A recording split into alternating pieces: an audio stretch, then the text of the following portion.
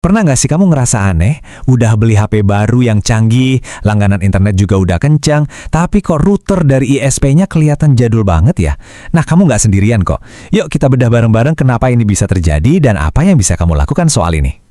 Ini pertanyaan yang wajar banget kan? Kita udah keluar duit buat teknologi terbaru, masa sih provider internet kita nggak ngikutin?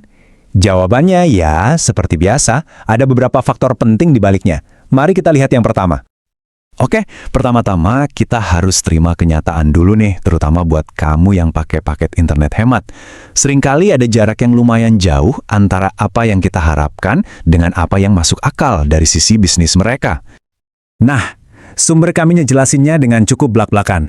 Jangan berharap ketinggian deh, setidaknya untuk saat ini. Ini nih, kenyataan pahit yang harus kita telan dulu sebelum kita lanjut lebih jauh. Intinya, simple banget. Ini semua soal hitung-hitungan. Kalau paket langgananmu itu murah, ya nggak mungkin juga kan ISP ngasih router yang harganya mahal secara cuma-cuma.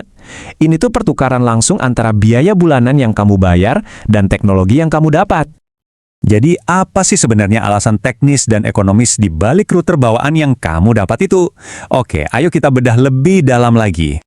Kebanyakan router standar dari ISP itu masih pakai teknologi Wi-Fi 4 atau Wi-Fi 5. Dan jujur aja ya, untuk paket internet di bawah 100 Mbps itu tuh udah lebih dari cukup loh.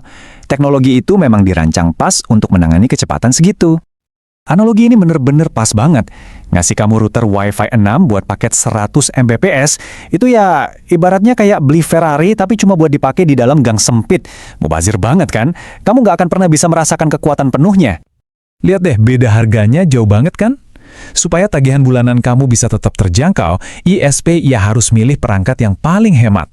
Prioritas mereka itu bukan performa paling puncak, tapi koneksi yang cukup stabil dan bisa diandalkan. Oke, pertanyaannya sekarang, emang ini penting banget buat kamu? Apakah router standar ini beneran menghambat aktivitas online kamu sehari-hari?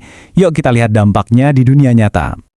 Nah, ini dia nih, mitos terbesar yang harus kita bongkar. Kalau paketmu 100 Mbps, upgrade ke Wi-Fi 6 itu nggak akan bikin internetmu lebih cepat. Keajaiban Wi-Fi 6 itu sebenarnya ada di kapasitasnya. Kemampuannya buat nanganin banyak banget perangkat sekaligus tanpa bikin macet. Ini berkat teknologi kayak OFDMA yang bisa bagi-bagi jalur komunikasi jadi lebih efisien. Terus kita ngomongin berapa banyak perangkat sih emangnya? Ya, rata-rata satu rumah itu biasanya punya sekitar 5-10 perangkat yang nyambung ke Wi-Fi barengan. Poinnya adalah, kalau jumlah perangkat di rumahmu segitu, router Wi-Fi 4 atau 5 bawaan dari ISP itu udah lebih dari mampu. Serius deh, untuk browsing, streaming, atau main media sosial, kamu sama sekali nggak akan merasakan bedanya. Tapi, gimana kalau kamu itu anak teh banget? Gimana kalau kamu tetap pengen fitur-fitur canggih itu? Nah, jangan khawatir, ada solusinya kok, dan gampang banget. Caranya gampang banget, serius. Kamu tinggal beli aja router Wi-Fi 6 sendiri, sambungin ke modem ISP pakai kabelan, terus matiin fitur Wi-Fi di modem bawaan. Udah, gitu doang. Simpel kan? Hasilnya, kamu bakal lihat deh, logo Wi-Fi 6 yang keren itu muncul di HP-mu. Terus kamu juga bisa dapat akses ke fitur-fitur canggih kayak OFDMA buat efisiensi dan TWT yang bisa bikin baterai perangkatmu lebih awet. Dan yang paling penting, kamu tetap bisa pakai paket internetmu yang harganya terjangkau. Pada akhirnya, semuanya balik lagi ke prinsip simpel ini. Ada harga, ada rupa.